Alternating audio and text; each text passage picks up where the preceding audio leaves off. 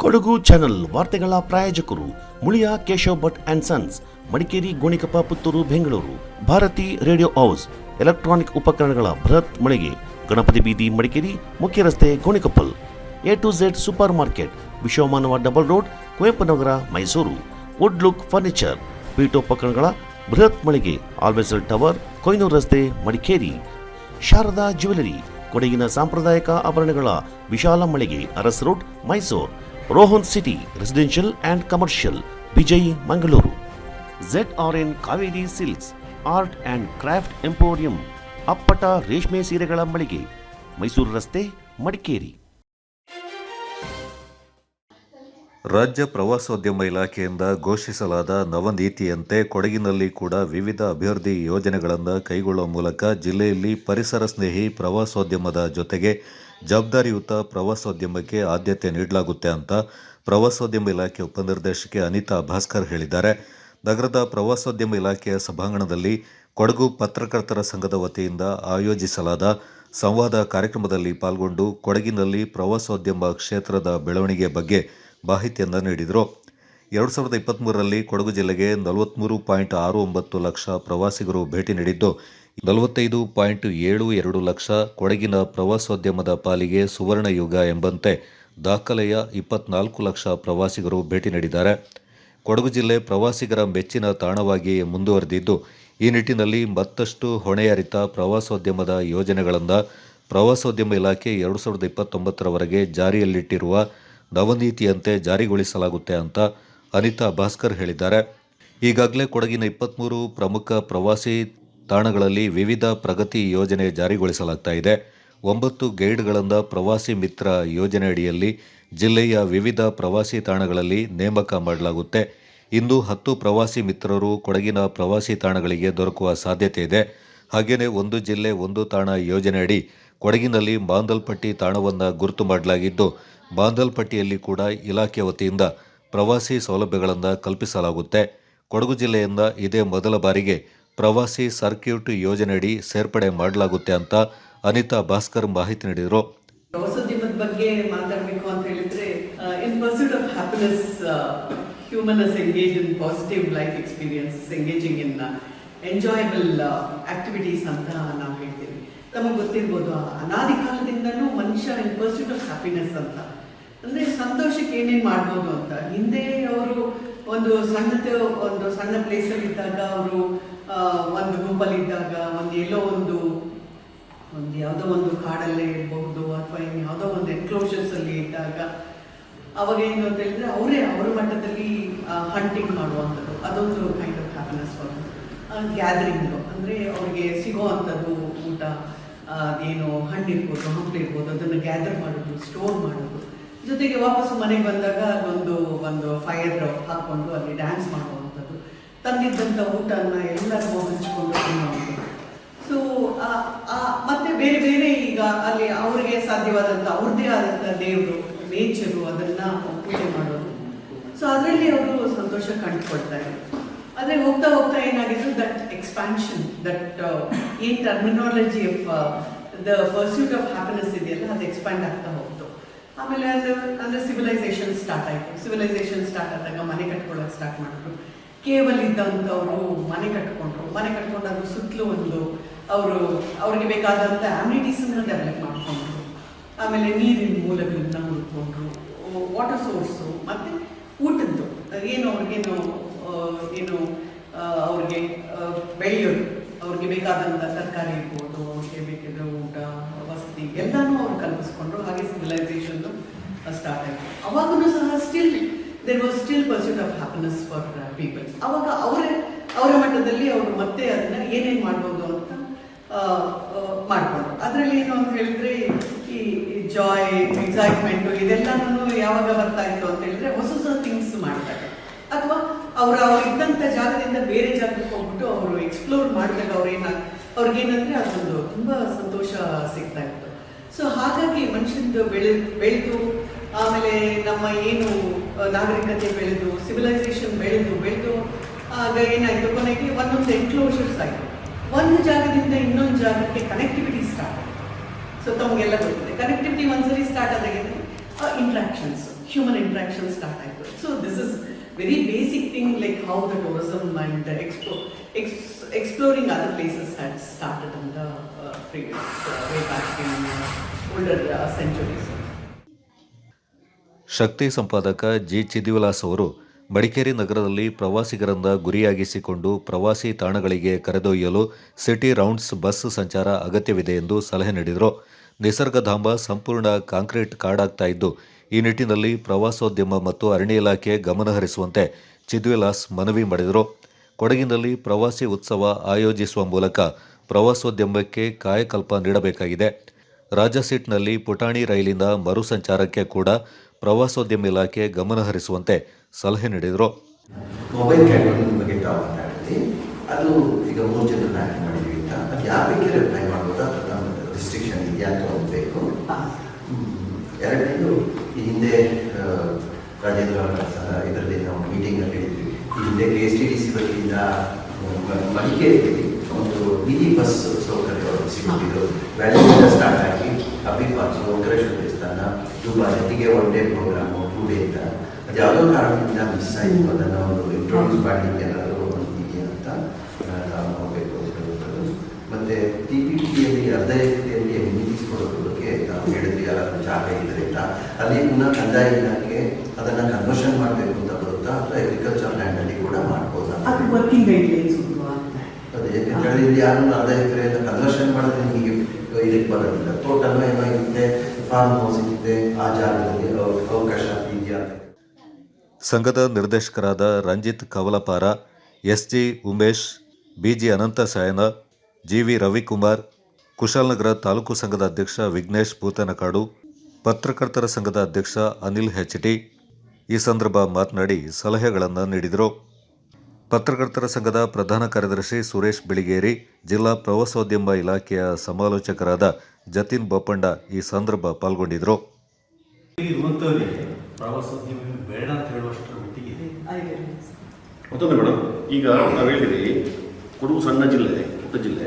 ಈಗ ಕೊಡೈಕೆನಾಲ್ ತಮಿಳುನಾಡಲ್ಲೆಲ್ಲ ಪಾಸ್ ಮಾಡ್ತಾರೆ. ಈ ಪಾಸ್ ಅಂದರೆ ಇಷ್ಟೇ ಜನ ಗೂಡ್ಸ್ ಬರಬೇಕು ಅಂತ. ಯಾಕಂದರೆ ಈ ಸಾಂದ್ರತೆಗೆ ಪಾರ್ಕಿಂಗ್ ವ್ಯವಸ್ಥೆಗೆ ಎಲ್ಲ ಅನುಕೂಲ ಆಗುತ್ತೆ. ಆ ಥರ ಎಲ್ಲ ಮಾಡೋ ಪ್ಲ್ಯಾನ್ಸ್ ಕ್ರಿಯೇಟ್ ಮಾಡಿದರೆ ಒಂದು ಜಿಲ್ಲೆಯಲ್ಲಿ ಒಂದು ಅಟ್ಲೀಸ್ಟ್ ಒಂದು 3 ಪ್ಲೇಸಸ್ ಅಲ್ಲಿ ಅದರ್ ಪ್ಲೇಸಸ್ ಕ್ರಿಯೇಟ್ ಮಾಡಿದರೆ ಖಂಡಿತ ಸ್ಪ್ರೆಡ್ ಆಗ್ತದೆ. ಲೈಕ್ ಹಾರಂಗಿ ಕೂಡ ಅಲ್ಲಿಯೂ ಮ್ಯೂಸಿಕಲ್ ಫೌಂಟನ್ ಇದೆಯಾ, ಅದನ್ನು ಪಾಪ್ಯುಲರೈಸ್ ಮಾಡಿದರೆ ಡಿಬೇಟ್ ಆಗ್ತದೆ.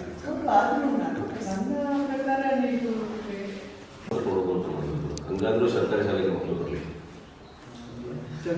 ಮಾತ್ರ ಮಾಡೋದಾಗಲ್ಲ, ಅದೆಲ್ಲ ಬಿಡುತ್ತಾನೆ ಸರ್ಕಾರಿ ಶಾಲೆಗೆ.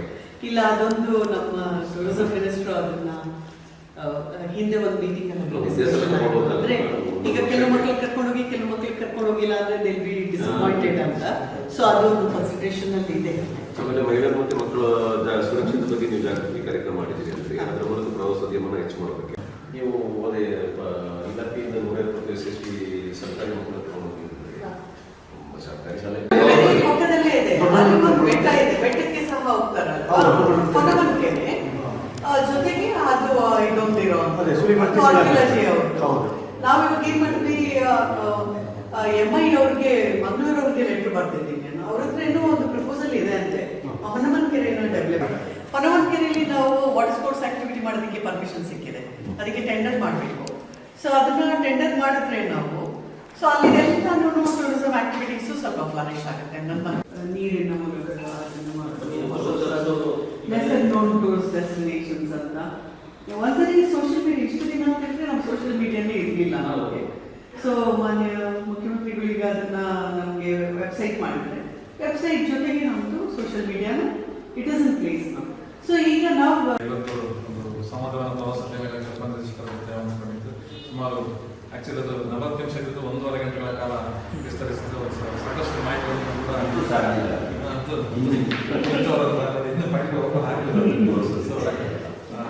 ಈಗ ಪತ್ರಕರ್ತರಿಗೆ ನಾವು ಸುದ್ದಿ ವಿಚಾರದಲ್ಲಿ ಸಾಕಷ್ಟು ಮಾಹಿತಿಗಳನ್ನು ಲಭಿಸಿದೆ. ನಾನು ಪ್ರತಿನಾಗಿದ್ದೀನಿ ಕೂಡ ಉತ್ತಮ ಪ್ರಶ್ನೆಗಳು ಬಂದಿದೆ.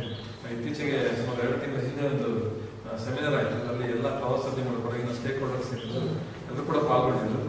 ಅನೇಕರು ಇವರ ಇವರ ಡೈರೆಕ್ಟ್ MD ಅವ್ರನ್ನ ನಾವು ರಿಕ್ವೆಸ್ಟ್ ಮಾಡಿದ್ರು. ಯಾಕಂದರೆ ಇವರ ಹಸ್ಬೆಂಡ್ ಇಲ್ಲೇ ಇರುವಂಥ ಭಾಸ್ಕರ್ ಅರಣ್ಯ ಇಲಾಖೆಯಲ್ಲಿ DFO ಆಗಿದ್ದಾರೆ. ರಿಕ್ವೆಸ್ಟ್ ಏನಾಗಿತ್ತು ಇಲ್ಲಾರು ಆಕಸ್ಮಿಕವಾಗಿ DF ಅವರು ಟ್ರಾನ್ಸ್ಫರ್ ಆದರೂ ಕೂಡ ಅವರ ಪತ್ನಿಯಾಗಿರುವಂತ ಇವರನ್ನ ಅವ್ರ ಜೊತೆ ಕಳಿಸ್ಬಿಡಿ.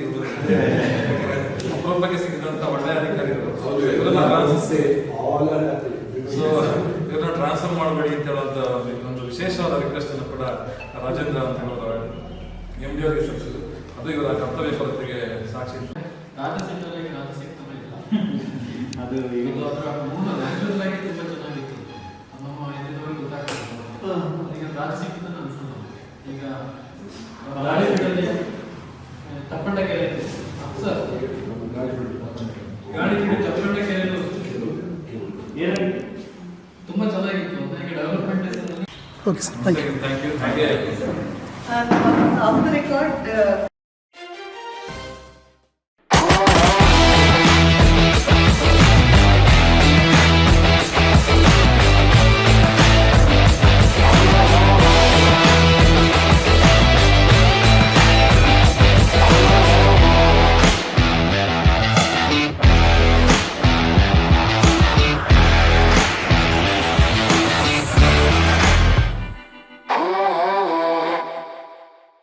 ಮುದ್ದಂಡ ಕಪ್ ಹಾಕಿ ಉತ್ಸವದಲ್ಲಿ ಏಪ್ರಿಲ್ 3ರಂದು ನಡೆದ ಪಂದ್ಯಾವಳಿಯಲ್ಲಿ ವಿಜೇತರಾದ ತಂಡಗಳ ವಿವರ ಹೀಗಿವೆ. ಮೈದಾನ 1ರಲ್ಲಿ ಪೊನ್ನಿಮಾಡ, ಕುಟ್ಟಂಡ, ಕನ್ನಂಬೀರ, ಪುಟ್ಟಿಚಂಡ, ಬೈರೇಟಿರ, ಮಂದಂಗಡ, ಮಂಡ್ಯಾಡ ತಂಡಗಳು ಜಯ ಸಾಧಿಸಿದವು. ಮೈದಾನ 2ರಲ್ಲಿ ಅನ್ನಡಿಯಂಡ, ಚೇರಂಡ, ಐತಿಚಂಡ, ಅಮ್ಮಂಡ, ಮಾಳೇಟಿರ, ಕೆದಮುಳ್ಳೂರು, ಸುಳ್ಳಿಮಾಡ, ಜೋಡುಮಾಡ ತಂಡಗಳು ಗೆಲುವು ದಾಖಲಿಸಿದವು. ಇನ್ನು ಮೈದಾನ 3ರಲ್ಲಿ ನಡೆದ ಪಂದ್ಯಾವಳಿಯಲ್ಲಿ ಚೋಕಿರ, ತೆಕ್ಕಡ, ಕಾಯಪಂಡ, ಮಾಳೇಟಿರ, ಕುಕ್ಲೂರು, ಕಾವಾಡಿ ಚಂಡ, ಮೇಕೇರಿರ, ಉಳ್ಳಿಯಾಡ ತಂಡಗಳು ಮುಂದಿನ ಹಂತಕ್ಕೆ ಅರ್ಹತೆಯನ್ನ ಪಡೆದವು.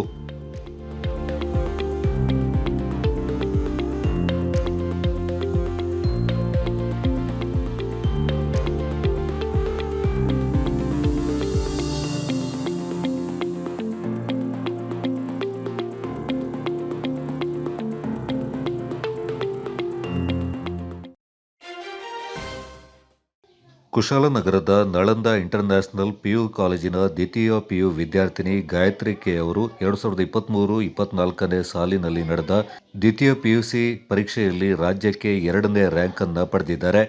600ರಲ್ಲಿ 597 ಅಂಕಗಳನ್ನು ಗಳಿಸಿದ್ದು ಈ ಕ್ಷಣವನ್ನು ವಸತಿ ನಿರ್ದೇಶಕರಾದ ನಾಮ್ಗಿಲ್ ಎನ್, ಶೈಕ್ಷಣಿಕ ಸಲಹೆಗಾರರಾದ FAS ಸುರೇಂದ್ರ, ಪ್ರಾಂಶುಪಾಲರಾದ ಶಾಜಿ ಆಲುಂಗಲ್ ಜೋಸೆಫ್, ಶಿಕ್ಷಕರು ಮತ್ತು ವಿದ್ಯಾರ್ಥಿಗಳ ಸಮ್ಮುಖದಲ್ಲಿ ದಿನಾಂಕ 26ನೇ ಮಾರ್ಚ್ 2025ರಂದು ಕವಿತಾ ಸಾತಪ್ಪನವರು ಗಾಯತ್ರಿ ಅವರಿಗೆ ಪ್ರಶಸ್ತಿಯನ್ನು ನೀಡಿ 2 ಲಕ್ಷ ರೂಪಾಯಿಯ ಚೆಕ್ ಅನ್ನು ಹಸ್ತಾಂತರ ಮಾಡಿ ಸನ್ಮಾನ ಮಾಡಿದರು.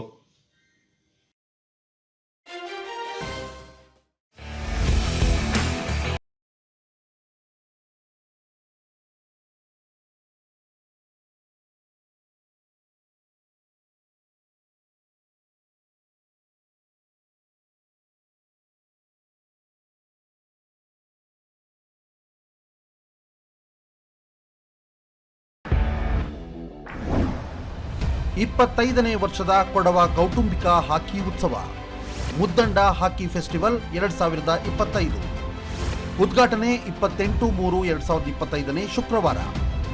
ಸ್ಥಳ field marshal KM Cariappa college ಮೈದಾನ, ಮಡಿಕೇರಿ. ಉದ್ಘಾಟನೆ ಶ್ರೀ ಅಜ್ಜಿಕುಟ್ಟಿರ S ಪೊನ್ನಣ್ಣ, ಮಾನ್ಯ ಮುಖ್ಯಮಂತ್ರಿಗಳ ಕಾನೂನು ಸಲಹೆಗಾರರು ಹಾಗೂ ಶಾಸಕರು, ವಿರಾಜಪೇಟೆ ಕ್ಷೇತ್ರ. ಅಧ್ಯಕ್ಷತೆ ಶ್ರೀ ಮುದ್ದಂಡ B ದೇವಯ್ಯ, ಅಧ್ಯಕ್ಷರು ಮುದ್ದಂಡ ಕುಟುಂಬ. ಘನ ಉಪಸ್ಥಿತಿ ಶ್ರೀ ಪಾಂಡಣ್ಣ K ಬೋಪಣ್ಣ, ಅಧ್ಯಕ್ಷರು ಕೊಡವ ಹಾಕಿ ಅಕಾಡೆಮಿ. ಮುಖ್ಯ ಅತಿಥಿಗಳು ಶ್ರೀ ಯದುವೀರ್ ಕೃಷ್ಣದತ್ತ ಚಾಮರಾಜ ಒಡೆಯರ್, ಸಂಸದರು, ಕೊಡಗು ಮೈಸೂರು ಲೋಕಸಭಾ ಕ್ಷೇತ್ರ. ಡಾಕ್ಟರ್ ಮಂತರ್ಗೌಡ, ಶಾಸಕರು, ಮಡಿಕೇರಿ ವಿಧಾನಸಭಾ ಕ್ಷೇತ್ರ. ಶ್ರೀ ಮಂಡೇಪಂಡ ಸುಜಾ ಕುಶಾಲಪ್ಪ, ವಿಧಾನ ಪರಿಷತ್ ಸದಸ್ಯರು, ಕೊಡಗು. ಡಾಕ್ಟರ್ ಅಂಜಪರವಂಡ B ಸುಬ್ಬಯ್ಯ, ಖ್ಯಾತ ಒಲಿಂಪಿಕ್ ಆಟಗಾರರು ಹಾಗೂ ಅರ್ಜುನ ಪ್ರಶಸ್ತಿ ವಿಜೇತರು.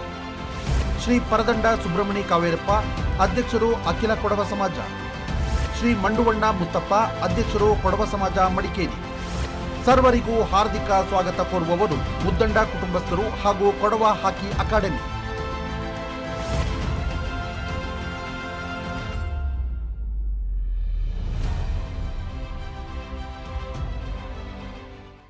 ಕೊಡಗಿನ ಸಿದ್ದಾಪುರದಲ್ಲಿ ನೂತನವಾಗಿ ಶುಭಾರಂಭಗೊಂಡಿದೆ Apple Mart wholesale and retail ಬೃಹತ್ ಮಳಿಗೆ. ನಮ್ಮಲ್ಲಿ ಎಲ್ಲಾ ರೀತಿಯ ದಿನಸಿ ಹಾಗೂ ದಿನಬಳಕೆಯ ಗೃಹೋಪಯೋಗಿ ವಸ್ತುಗಳು ಮತ್ತು ಎಲೆಕ್ಟ್ರಾನಿಕ್ ವಸ್ತುಗಳು ಹೋಲ್ಸೇಲ್ ಹಾಗೂ ರಿಟೇಲ್ ದರದಲ್ಲಿ ಲಭ್ಯವಿದೆ.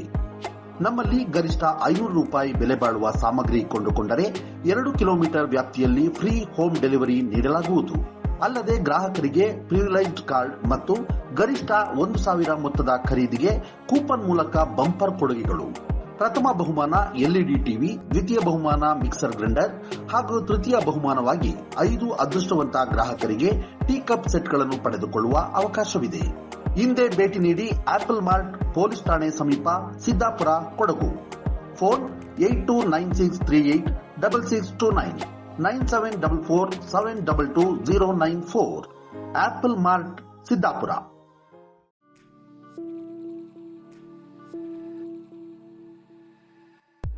ಮಡಿಕೇರಿಯಲ್ಲಿ ನೂತನವಾಗಿ ಆರಂಭಗೊಂಡಿದೆ. ಕೇಶ ವಿನ್ಯಾಸದಲ್ಲಿ ಹೆಸರು ಗಳಿಸಿರುವ, ರಾಜ್ಯದ ಮೂಲೆ ಮೂಲೆಗಳಲ್ಲಿ ತನ್ನ ಶಾಖೆಗಳನ್ನು ಹೊಂದಿರುವ ಸುಸಜ್ಜಿತ ವಿಶಾಲವಾದ ಸಲೂನ್ ಈಗ ಮಡಿಕೇರಿಯ ಹಳೆ ಖಾಸಗಿ ಬಸ್ ನಿಲ್ದಾಣ ಸಮೀಪವಿರುವ ಕೂರ್ಗ್ ಸೆಂಟರ್ ಶಾಪಿಂಗ್ ಮಾಲ್ನಲ್ಲಿ. Shades family salon, first floor near Reliance trends, Coorg centre shopping mall, Madikeri. Get amazing deals and festive discounts. Advanced haircut and advanced facial, manicure, pedicure, hair cutting, hair coloring, hair smoothing, advanced waxing.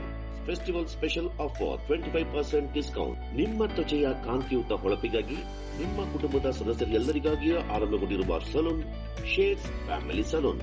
ಹಬ್ಬಗಳ ಪ್ರಯುಕ್ತ 25% ವಿಶೇಷ ರಿಯಾಯಿತಿ. Visit today Shades family salon, first floor near Reliance Trends, Food Center Shopping Mall near Old Private Bus Stand, Madikeri. Call for appointment 6360153611. Shades Family Saloon, Madikeri.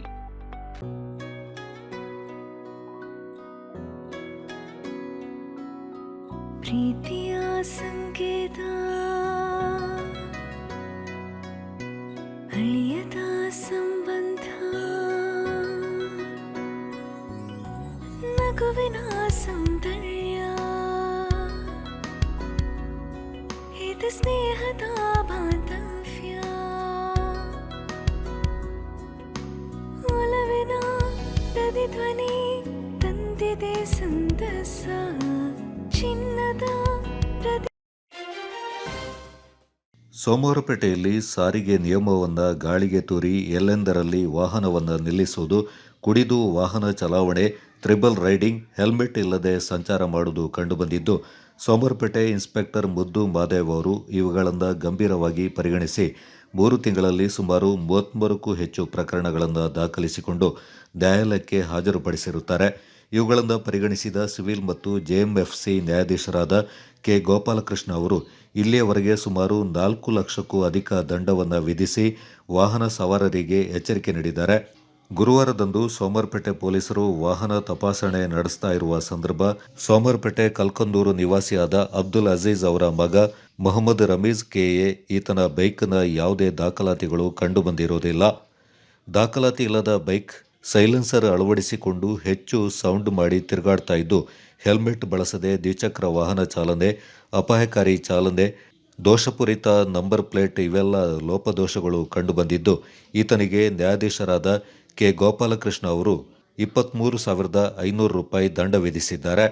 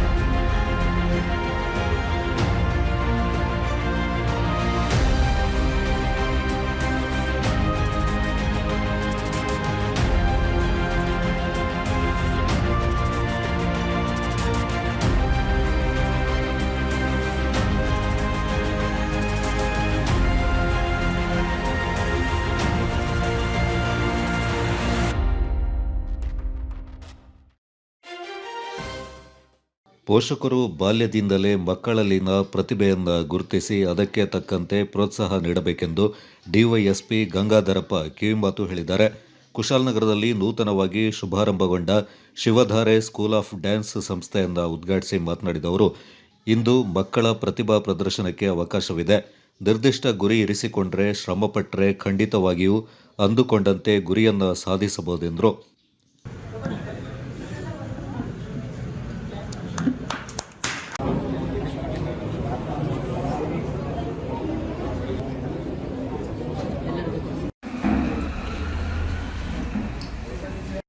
ನೃತ್ಯ ಅಕಾಡೆಮಿಯ ಪ್ರಾರಂಭೋತ್ಸವ ದಿನಾಂಕದ್ದು ನನಗೆ ಆಹ್ವಾನಿಸಿ ಉದ್ಘಾಟನೆ ಮಾಡಿದ್ದಾರೆ. ಚಿಕ್ಕ ಮಕ್ಕಳಿಂದ ಹಿಡಿದು ಬಹುಶಃ 10 ವರ್ಷದಿಂದ 15 ವರ್ಷದ ಮಕ್ಕಳನ್ನ ನೃತ್ಯವನ್ನು ಕಲಿಸತಕ್ಕಂತಹ ಒಂದು ಕಾರ್ಯಕ್ರಮವನ್ನು ಇಲ್ಲಿ ಹಿಂದಿನಿಂದ ಪ್ರಾರಂಭ ಮಾಡಿಕೊಂಡಿದ್ದಾರೆ. ಮನುಷ್ಯನ ಜೀವನಕ್ಕೆ ಮಾನಸಿಕ ಕ್ಷಮತೆ ಎಷ್ಟು ಅಗತ್ಯ, ಹಾಗೆ ದೈಹಿಕ ಕ್ಷಮತೆ ಕೂಡ ಅಷ್ಟೇ ಅಗತ್ಯ. ದೈಹಿಕವಾಗಿ ನಾವು ಸದೃಢರಾಗಬೇಕಾದ್ರೆ ಒಂದಷ್ಟು ದೈಹಿಕ ಶ್ರಮನ ಹಾಕಬೇಕು. ದೇಹ ಮತ್ತು ಮನಸ್ಸು ಎಲ್ಲಿಯವರೆಗೆ ನಮ್ಮ ನಿಯಂತ್ರಣದಲ್ಲಿರುತ್ತೆ ಅಲ್ಲಿಯವರೆಗೂ ನಾವು ಚೆನ್ನಾಗಿರ್ತೀವಿ. ದೇಹ ಮತ್ತು ಮನಸ್ಸು ಎಲ್ಲಿ ಯಾವಾಗ ನಮ್ಮ ಮಾಲೀಕರಾಗ್ತವೆ, ನಾವು ದೇಹ ಮತ್ತು ಮನಸ್ಸಿನ ಸೇವಕರಾಗಿ ಅತಿ ಹೇಳಿದಂಗೆ ನಾವು ಕೇಳಬೇಕಾಗುತ್ತೆ. ಬೆಳಿಗ್ಗೆ 5 ಗಂಟೆಗೆ ಹೇಳ್ಬೇಕು ಅಂತ ಮಲಗಿದ್ರು ಕೂಡ ಬೆಳಿಗ್ಗೆ 8 ಗಂಟೆ ಆದ್ರೂ ದೇಹ ಹೇಳುತ್ತೆ ಬೇಡ ಮಲಗೋದು. ಯಾವಾಗಲೂ ಅಷ್ಟೇ ದೇಹನ ಎಷ್ಟು ದೇಹ ದಂಡಿಸ್ತೀವಿ ಅಷ್ಟು ಆಕ್ಟಿವ್ ಆಗ್ತೀವಿ. ದೇಹ ದಂಡಿಸಲಿಲ್ಲ ಅಂತಂದ್ರೆ ಲೇಜಿನೆಸ್ ಬಂದ್ಬಿಡುತ್ತೆ. Reality show choreographer Pramod master ಮಾತನಾಡಿ, ಮಕ್ಕಳಲ್ಲಿ ಅಪಾರ ಪ್ರತಿಭೆ ಇರುತ್ತೆ, ಅದನ್ನು ಗುರುತಿಸಿ ಪ್ರೋತ್ಸಾಹಿಸುವ ಕೆಲಸ ಆಗಬೇಕು ಎಂದರು. ಕುಶಾಲನಗರ ತಾಲೂಕು ಪತ್ರಕರ್ತರ ಸಂಘದ ಅಧ್ಯಕ್ಷ ಚಂದ್ರಮೋಹನ್ ಮಾತನಾಡಿ, ಮಕ್ಕಳಲ್ಲಿರುವ ಪ್ರತಿಭೆಯನ್ನು ಪ್ರೋತ್ಸಾಹಿಸುವುದು ಎಲ್ಲರ ಕರ್ತವ್ಯ ಎಂದರು. ಪತ್ರಕರ್ತ ಹಾಗೂ ಸಮಾಜ ಸೇವಕ ಪ್ರಭುದೇವ್ ಮಾತನಾಡಿ, ನಮ್ಮ ಸ್ಥಳೀಯ ಪ್ರತಿಭೆಗಳನ್ನು ಬೆಳೆಸುವ ನಿಟ್ಟಿನಲ್ಲಿ ಈ ಶಿವಧಾರೆ ಡ್ಯಾನ್ಸ್ ಅಕಾಡೆಮಿ ಆರಂಭಗೊಂಡಿದೆ. ಇಲ್ಲಿ ನೃತ್ಯದ ಜೊತೆಗೆ ಕೌಶಲ್ಯ ಬೆಳವಣಿಗೆಗೂ ಸಹಕಾರಿಯಾಗಲಿದೆ ಎಂದರು. ಪುರಸಭೆ ಸದಸ್ಯ ಹಾಗೂ ಗೆಳೆಯರ ಬಳಗದ ಅಧ್ಯಕ್ಷ ಆನಂದ್ ಕುಮಾರ್ ಹಾಗೂ ಪತ್ರಕರ್ತ ಹಾಗೂ ಸಾಹಿತಿ ಪ್ರಶಾಂತ್ ಈ ಸಂದರ್ಭ ಮಾತನಾಡಿದರು. ಕಾರ್ಯಕ್ರಮದಲ್ಲಿ ವಿದ್ಯಾರ್ಥಿಗಳು ನೃತ್ಯಗಳ ಮೂಲಕ ಗಮನ ಸೆಳೆದರು. ಈ ಸಂದರ್ಭ ವಕೀಲರಾದ ಶರತ್, ಸಮಾಜ ಸೇವಕರಾದ ಉಮಾಶಂಕರ್, ಶಿವಧಾರೆ ನೃತ್ಯ ಸಂಸ್ಥೆಯ ನೃತ್ಯ ಸಂಯೋಜಕ ಚಂದನ್ ಮತ್ತಿತರ ಪ್ರಮುಖರು ಪಾಲ್ಗೊಂಡಿದ್ದರು. ಕುಶಾಲನಗರದಿಂದ ತುಂಬಾ ಜನ ಆಚೆ ಬಂದು ರಿಯಾಲಿಟಿ ಶೋಗಳು ಮಾಡಲಿ ಅಂತ ಒಂದು ಆಲ್ ದ ಬೆಸ್ಟ್ ಹೇಳ್ತಿದ್ದೀನಿ. ಹಾಗೆ ಶಿವಧಾರೆ ಸ್ಕೂಲ್ ಆಫ್ ಡ್ಯಾನ್ಸ್ಗೆ ಕಂಗ್ರಾಟ್ಸ್ ಹೇಳ್ತೀನಿ. Thank you. ನಾನು ಹೇಳುದು ಸ್ಪೈಸಿಕ ಅಂದಾಗ ಅದೇ ಹೇಳಲೇಬೇಕು, ಏನ್ ಮಾಡ್ಬೇಕು ಎಲ್ಲ ಹೇಳಿದ್ರು. ಚಂದ್ರಮೋಹನ್ ಸರ್ ಅವ್ರ ಮಗಳು ಕಲೆ ಕಲೆ ಬಗ್ಗೆ ಮಾತಾಡಬೇಕು. ಸಿಂಚನ ಬಹುಶಃ ಪ್ರಾರಂಭ ದಿನಗಳಲ್ಲಿ ಈ ಗಣಪತಿ ರಥೋತ್ಸವದ ಸಂದರ್ಭದಲ್ಲಿ ನಾವು ಸಾಂಸ್ಕೃತಿಕ ಸಮಿತಿಯ ಕೆಲಸ ಮಾಡ್ತಿರುವ ಸಂದರ್ಭದಲ್ಲಿ ಈ ಮಾರ್ಕೆಟ್ ಹತ್ರ ಶೆಡ್ ಆಗ್ತಾ ಇತ್ತು ಸಾಂಸ್ಕೃತಿಕ ವೇದಿಕೆ. ಅವತ್ತು ಒಂದು ಪುಟ್ಟ ಬಾಲಕಿ ಬಂದು ಡ್ಯಾನ್ಸ್ ಮಾಡಿದ್ರು. ಭಾವನೆಗಳನ್ನ ವ್ಯಕ್ತಪಡಿಸುವುದಕ್ಕೆ ಒಂದು ಸಾಧನೆಯ ರೀತಿಯಲ್ಲಿ ಈ ಒಂದು ಕಲೆ ಅತಿ ಪ್ರಾಮುಖ್ಯತೆಯನ್ನು ಪಡ್ಕೊಂಡಿದೆ. ಅದರಲ್ಲೂ ಕೆಲವು ಪತ್ರಿಕೆಗಳು ನೋಡಿದ್ದೀವಿ. ಇವತ್ತು ಹೋರಾಟಗಳನ್ನು, ಪ್ರತಿಭಟನೆಗಳನ್ನು ನೃತ್ಯದ ಮೂಲಕ ಮಾಡಿ ಯಶಸ್ವಿಗಳು ಮಾಡಿ ಆಗಿರುವುದನ್ನು ಕೂಡ ಗಮನಿಸಿದ್ದೀವಿ. ಯಾವಾಗಲೂ ತರಬೇತುದಾರರಾಗಿರೋದಿಲ್ಲ, ಮುಂದೆ ಇನ್ನೊಬ್ಬರಿಗೆ ತರಬೇತಿ ಕೊಡುವಂತಹ ವ್ಯವಸ್ಥೆಯಲ್ಲಿ ಕೂಡ ಇರ್ತಾರೆ. ನಾನು ಹೇಳೋದಾದ್ರೆ, ನನ್ನ ಮಗಳು ಇಲ್ಲಿ ಸ್ಕೂಲಿಗೆ ಹೋಗ್ಲಿಕ್ಕೆ ಹೆದರ್ತಿದ್ಲು. ಹೋಗಿ ನಾನು ಬಿಟ್ಟು ಬರ್ಬೇಕಾದ್ರೆ ವಾಪಸ್ ಬರೋದು ನನ್ನ ಜೊತೆಗೆ ವಾಪಸ್ ಬರ್ತಿದ್ಲು. ಅದು ಅವತ್ತಿನ ಆ ಒಂದು ಸ್ಥಿತಿಗತಿ. ಆದ್ರೆ ಇವತ್ತು ಹಾಗಿಲ್ಲ, ಒಬ್ಬಳೇ ಎಲ್ಲ ಕೆಲಸ ಮಾಡ್ತಾಳೆ. ನಾಡಿನ ಎಲ್ಲ ಕ್ಷೇತ್ರದಲ್ಲಿ ಕೂಡ ಅವಳು ತೊಡಗಿಸಿಕೊಂಡಿದ್ದಾಳೆ.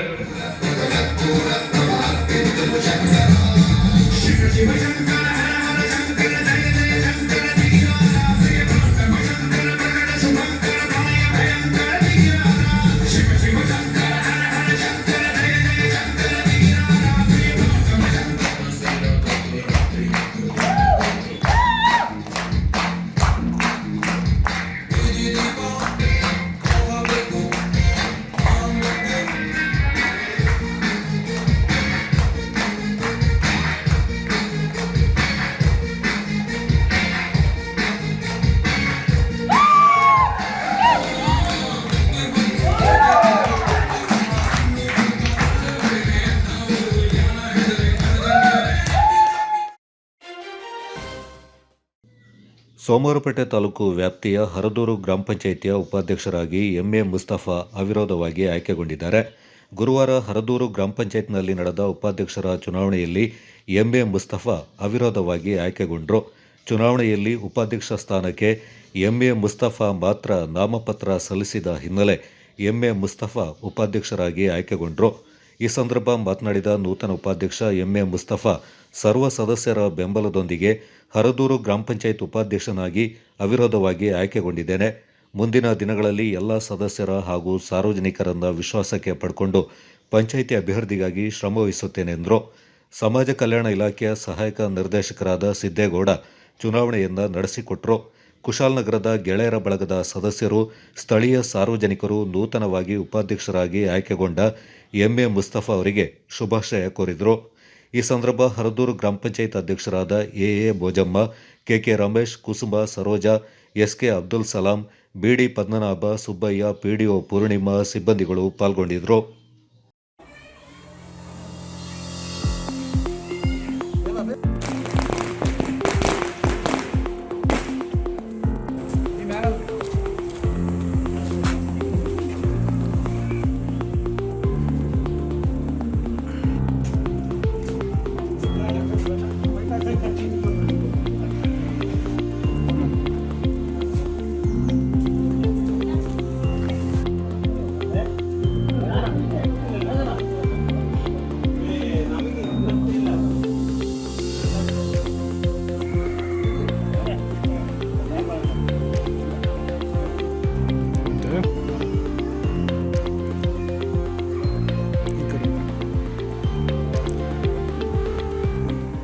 ಗ್ರಾಮ ಪಂಚಾಯತಿಯಲ್ಲಿ ಉಪಾಧ್ಯಕ್ಷರ ಸ್ಥಾನ ತೆರವಾಗಿತ್ತು. ಅದರಿಂದ ಈ ದಿನ ಇವತ್ತು ಪಂಚಾಯತಿ ಎಲೆಕ್ಷನ್ ಡಿಕ್ಲೇರ್ ಮಾಡಿದರು. ಇವತ್ತು ನಾನು ಸ್ಪರ್ಧೆ ಮಾಡಿದ್ದೆ BC ಮೇಯಿಂದ. ಸ್ಪರ್ಧೆ ಮಾಡಿದಾಗ ನನಗೆ ಒಮ್ಮತದಿಂದ ಎಲ್ಲರೂ ಅವಿರೋಧವಾಗಿ ಆಯ್ಕೆ ಮಾಡಿದ್ದಾರೆ. ಅವರಿಗೆಲ್ಲರಿಗೂ ನನ್ನ ಪರವಾಗಿ, ನನ್ನ ಪಂಚಾಯತ್ ಪರವಾಗಿ ಧನ್ಯವಾದ ಹೇಳ್ತಾ ಇದ್ದೀನಿ ಮೊದಲಿಗೆ. ನಂತರ ಈಗ ಇನ್ನು ಮುಂದೆ ಎಲ್ಲ ಮೆಂಬರ್ಗಳನ್ನ PDOಗಳನ್ನ ವಿಶ್ವಾಸ ತಗೊಂಡು ಮುಂದಿನ ದಿನಗಳಲ್ಲಿ ಸಾಧ್ಯವಾದಷ್ಟು ಕೆಲಸ ಮಾಡ್ತೀನಿ ಅಂತ ಕೇಳ್ಕೊಳ್ತಾ ಇದ್ದೀನಿ.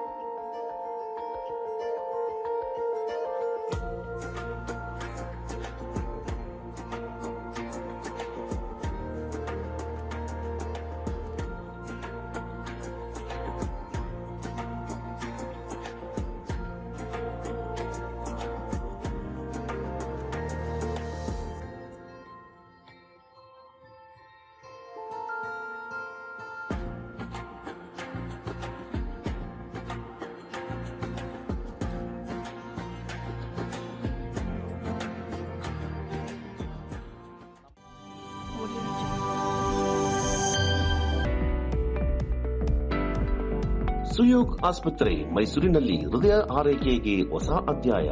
ಸುಯೋಗ್ ಆಸ್ಪತ್ರೆಯಲ್ಲಿ ಪ್ರಸಿದ್ಧ ಹೃದಯ ತಜ್ಞರಾದ ಡಾಕ್ಟರ್ ಜಯಕುಮಾರ್ ಪಿ ಹೃದಯ ಸಂಬಂಧಿ ಸಮಸ್ಯೆಗಳಿಗೆ ಆಧುನಿಕ ವಿಧಾನದಲ್ಲಿ ಉತ್ತಮ ಚಿಕಿತ್ಸೆ ನೀಡುತ್ತಿದ್ದಾರೆ.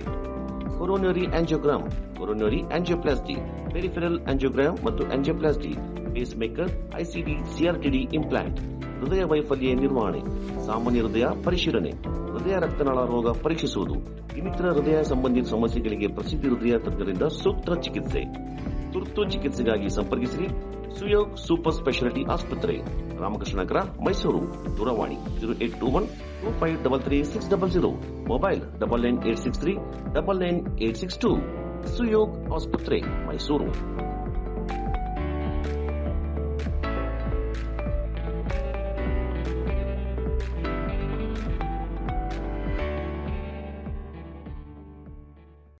Bakachi Resto Cafe.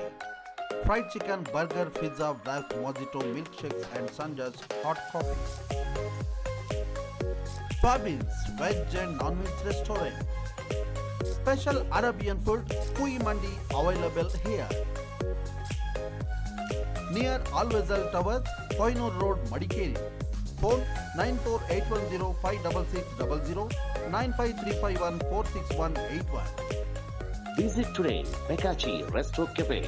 Fabins Family Restaurant, Veg and Non-Veg. Specialist in Kulimindri Biryani. Always Al Tower, Koinur Road, Madikeri. Mobile 94810-56600, 9535146181. Bakachi Resto Cafe. Fabins Family Restaurant. Sri Rama Navami ಉತ್ಸವ ಸಮಿತಿ ವತಿಯಿಂದ ಏಪ್ರಿಲ್ 6ರಂದು ಆಂಜನೇಯ ದೇವಾಲಯದಲ್ಲಿ ವಿಜೃಂಭಣೆಯ ರಾಮನವಮಿ ಹಾಗೂ ಸಂಜೆ ಸೋಮವಾರಪೇಟೆ ಪಟ್ಟಣದಲ್ಲಿ ಬೃಹತ್ ಶೋಭಾಯಾತ್ರೆ ನಡೆಯಲಿದೆ ಎಂದು ಉತ್ಸವ ಸಮಿತಿ ಅಧ್ಯಕ್ಷ ಸುಭಾಷ್ ತಿಮ್ಮಯ್ಯ ಹೇಳಿದ್ದಾರೆ. 6ರಂದು ಬೆಳಗ್ಗೆಯಿಂದಲೇ ಶ್ರೀ ಆಂಜನೇಯ ದೇವಾಲಯದಲ್ಲಿ ವಿಶೇಷ ಪೂಜೆ ನಡೆಯಲಿದೆ. ಮಧ್ಯಾಹ್ನ ಜ್ಞಾನ ವಿಕಾಸ ಶಾಲೆಯ ಆವರಣದಲ್ಲಿ ಅನ್ನದಾನವನ್ನು ಏರ್ಪಡಿಸಲಾಗಿದೆ. ಸಂಜೆ 6:30ಕ್ಕೆ ಶೋಭಾಯಾತ್ರೆ ದೇವಾಲಯದ ಆವರಣದಿಂದ ಪ್ರಾರಂಭವಾಗಲಿದೆ. ಶೋಭಾಯಾತ್ರೆಯಲ್ಲಿ 8 ಟ್ಯಾಬ್ಲೋಗಳೊಂದಿಗೆ ಅಲಂಕೃತ ಮಂಟಪದಲ್ಲಿ ಶ್ರೀರಾಮನ ವಿಗ್ರಹವನ್ನು ಕುಳ್ಳಿರಿಸಿ ಮೆರವಣಿಗೆ ನಡೆಸಲಾಗುತ್ತೆ. ಸ್ಥಳೀಯ ವಾದ್ಯ ತಂಡಗಳು, ಮೈಸೂರು ತಮಟೆ, ನಾಸಿಕ್ ಬ್ಯಾಂಡ್, ವೀರಗಾಸೆ ನೃತ್ಯ, ವಿವಿಧ ವೇಷ ಕುಣಿತಗಳು ನೋಡುಗರನ್ನ ರಂಜಿಸಲಿವೆ. ಕಕ್ಕೆಹೊಳೆ ಮಾರ್ಗವಾಗಿ ಕ್ಲಬ್ ರಸ್ತೆ, ಖಾಸಗಿ ಬಸ್ ನಿಲ್ದಾಣ, ಮಡಿಕೇರಿ ರಸ್ತೆ, ಬಾಣಾವರ ರಸ್ತೆ, ನಂತರ ಅದೇ ಮಾರ್ಗವಾಗಿ ಆಂಜನೇಯ ದೇವಾಲಯಕ್ಕೆ ರಾತ್ರಿ ತಲುಪಲಿದೆ ಎಂದು ತಿಳಿಸಿದ್ದಾರೆ. ಇದೇ ಸಂದರ್ಭ ಸಮಿತಿ ಉಪಾಧ್ಯಕ್ಷ ಎಂಬಿ ಉಮೇಶ್, ಖಜಾಂಚಿ ಸಿಸಿ ನಂದ ಪಾಲ್ಗೊಂಡಿದ್ದರು. ಜೈ ಶ್ರೀರಾಮ್. ಇದೇ ತಿಂಗಳು 6ನೇ ತಾರೀಕು ಭಾನುವಾರ ಶ್ರೀರಾಮನವಮಿ. ಶ್ರೀರಾಮನವಮಿ ಪ್ರಯುಕ್ತ ಉತ್ಸವ ಸಮಿತಿಯಿಂದ 10ನೇ ವರ್ಷದ ರಾಮನವಮಿಯನ್ನು ವಿಜೃಂಭಣೆಯಿಂದ ಆಚರಿಸ್ತಾ ಇದ್ದೇವೆ. ಹಾಗೆ ಬೆಳಗ್ಗೆ ದೇವಸ್ಥಾನದಲ್ಲಿ ಪೂಜಾ ಕಾರ್ಯಕ್ರಮಗಳು ಇರ್ತದೆ. ಹಾಗೆ ಬೆಳಗ್ಗೆ ಇಲ್ಲೇ ಕೋಸುಂಬರಿ ಹಾಗೂ ಪಾನಕವನ್ನು ವಿತರಣೆ ಮಾಡಲಾಗುವುದು.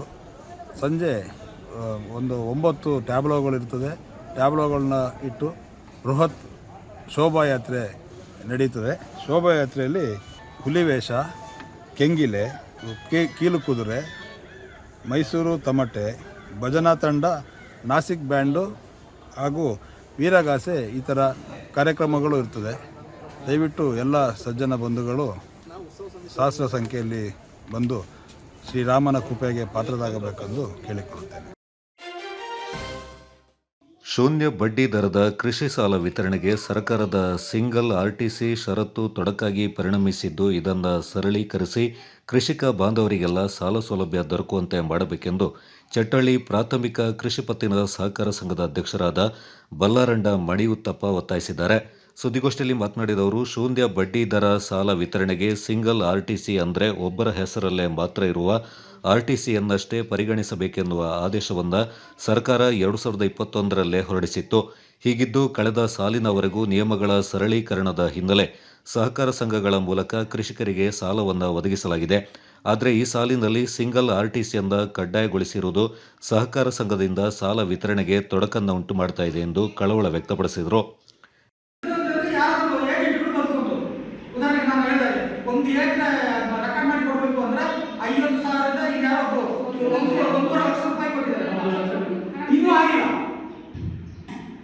ಇದು ಮಾಡಲೇಬೇಕಲ್ಲ. ಕೊಡಗು ಜಿಲ್ಲೆಯ ಜಮ್ಮ ಹಿಡುವಳಿದಾರರ ಬಗ್ಗೆ ಗೊತ್ತಿದೆ. ಇದನ್ನ ಕೈಬಿಡಿ. ಯಾವುದನ್ನ ಕೈಬಿಡಿ? ಈ ಡೆತ್ ಸತ್ತೋದವರು ಬೇಡ, ಇಲ್ಲ ಅವರು ಇಲ್ಲೂರಾದ್ರೆ ಕಾಲ್ ಮಾಡಿಕೊಂಡು ಅದಾನ ಮಾಡೋದು ವ್ಯವಸ್ಥೆ ಮಾಡ್ಬೋದಲ್ಲ. ಇದರಿಂದ ತೊಂದರೆ ಆಗ್ತಿದೆ. ನಾವಂತೂ ರೈತರಿಗೆ ತಿಳ್ಕೊಳ್ಕೊಡ್ಬೇಕು, ನಮ್ಮ ಸಹಕಾರ ಸಂಘ ಮಾಡ್ತಾ ಇಲ್ಲ. ಕಿಡಿಗೇಡಿಗಳು ಕೆಲವು ಕಿಡಿಗೇಡಿಗಳು ಇದನ್ನ ದೊಡ್ಡ ಪ್ರಚಾರ ಮಾಡಿ ನೋಡಿ, ಸಹಕಾರ ಸಂಘದ ಅಧ್ಯಕ್ಷರು ನಮಗೆ ಸಾಲ ಕೊಡ್ತಾ ಇಲ್ಲ. ಸಾಲ ನಾವು ಕೊಡ್ತೇವೆ, ನಮ್ಮ ಓನ್ ಫಂಡಲ್ಲಿ ನಾವು ಕೊಡ್ತೇವೆ, ಆದ್ರೆ ಬಡ್ಡಿ ಕೊಟ್ಟು ಕಟ್ಟಬೇಕಾಗ್ತದೆ. ಈ 0% ಇಲ್ಲ. ಈಗ ಬಿಡಿ, ವಿಶೇಷ ಆಗದಿದ್ರು ಸಮೇತ ನಾವು ಆಡಳಿತ ಮಂಡಳಿಯವರು ಮನಸ್ಸು ಮಾಡಿ ಅದೇನಾದ್ರೂ ಎಷ್ಟು ತೀರ್ಪು ತಗೊಂಡು ನಮಗೆ ಗೊತ್ತಿದೆಯಲ್ಲ, ಒಬ್ಬರಿಗೆ ಎಷ್ಟು ಎಕರೆ ಇರ್ತದೆ, ಅವನು ಎಷ್ಟು ಬೇಕು, ಅವ್ನಿಗೆ ಇನ್ಕಮ್ ಬರ್ತದೆ, ನಮ್ಮೊಂದು ಯಾಕೆ ಗೊತ್ತಿರ್ತದೆ, ಅಲ್ಲಿಗೆ ಅಧ್ಯಕ್ಷರಿಗೆ ಉಪಾಧ್ಯಕ್ಷರಿಗೆ ಆಡಳಿತ ಮಂಡಳಿಗೆ ಗೊತ್ತಿರ್ತದೆ. ನಾವು ನೋಡಿ ಅವರಿಗೆ ಸಾಲ ಕೊಡುವ, ಆದರೆ ಅವರು ಈ ಸರ್ಕಾರದ 0% ಸಿಗೋದಿಲ್ಲ. ಗೋಷ್ಠಿಯಲ್ಲಿ ಚಟ್ಟಳ್ಳಿ ಪ್ರಾಥಮಿಕ ಕೃಷಿ ಪತ್ತಿನ ಸಹಕಾರ ಸಂಘದ ಉಪಾಧ್ಯಕ್ಷರಾದ ಪೇರಿಯನ ಪೂಣಚ್ಚ, ನಿರ್ದೇಶಕರಾದ ಬಿಎಂ ಕಾಶಿ, ಅಕ್ಕಾರಿ ದಯಾನಂದ, ಕೊಂಗೇಟಿರ ವಾಣಿ ಕಾಳಪ್ಪ, ಮುಳ್ಳಂಡ ಮಾಯಮ್ಮ ಪಾಲ್ಗೊಂಡಿದ್ದರು. ನಾಪಕ್ಲು ಸಮೀಪದ ಹೊದ್ದೂರು ಗ್ರಾಮದ ಭಗವತಿ ದೇವಾಲಯದ ಬಳಿಯ ಶ್ರೀ ಚಾಮುಂಡಿ ದೈವಗಳ ವಾರ್ಷಿಕ ಉತ್ಸವ ಸಂಪ್ರದಾಯ ಶ್ರದ್ಧಾ ಭಕ್ತಿಯಿಂದ ವಿಜೃಂಭಣೆಯಿಂದ ಸಂಪನ್ನಗೊಂಡಿತ್ತು. ಸನ್ನಿಧಿಯಲ್ಲಿ ಬುಧವಾರ ಬೆಳಿಗ್ಗೆ ಶ್ರೀ ಕಲಿಯಾಟಜ್ಜಪ್ಪ ಕೋಲ ಹಾಗೂ ನಡು ಮಧ್ಯಾಹ್ನ ನಿಗಿಸುವ ಕೆಂಡದ ರಾಶಿಯ ಮೇಲೆ ಶ್ರೀ ಚಾಮುಂಡಿ ತೆರೆ ತಮ್ಮ ಸಾಂಪ್ರದಾಯಿಕ ವೇಷಭೂಷಣಗಳೊಂದಿಗೆ ಬೇಲೇರಿ ಎಲ್ಲರ ಗಮನ ಸೆಳೆಯಿತು. ಉತ್ಸವದಲ್ಲಿ ಭಕ್ತರು ಶ್ರದ್ಧಾಭಕ್ತಿಯಿಂದ ಅಧಿಕ ಸಂಖ್ಯೆಯಲ್ಲಿ ಪಾಲ್ಗೊಂಡು ತಮ್ಮ ಇಷ್ಟಾರ್ಥ ಸಿದ್ಧಿಗೆ ದೇವರಿಗೆ ವಿವಿಧ ರೀತಿಯ ಹರಕೆ ಕಾಣಿಕೆ ಸಲ್ಲಿಸಿ ಕೃತಾರ್ಥ ಭಾವವನ್ನು ಹೊಂದಿದ್ರು. ಉತ್ಸವದಲ್ಲಿ ಭಕ್ತರಿಗೆ ಮಧ್ಯಾಹ್ನ ಅನ್ನದಾನ ಕಾರ್ಯಕ್ರಮವನ್ನು ಏರ್ಪಡಿಸಲಾಗಿತ್ತು. ಅಪರಾಹ್ನ ಚಾಮುಂಡಿ ತೆರೆ ಮೇಲೇರಿಗೆ ಬೀಳುವ ದೃಶ್ಯ ಭಕ್ತರನ್ನು ರೋಮಾಂಚನಗೊಳಿಸಿತು. ಈ ಸಂದರ್ಭ ಆಡಳಿತ ಮಂಡಳಿ ಅಧ್ಯಕ್ಷರು, ಪದಾಧಿಕಾರಿಗಳು, ತಕ್ಕ ಮುಖ್ಯಸ್ಥರು ಹಾಗೂ ಊರ ಮತ್ತು ಪರವೂರ ಭಕ್ತಾದಿಗಳು ಪಾಲ್ಗೊಂಡಿದ್ದರು. Kodagu channel news, Duggala Sadananda, Napoklu.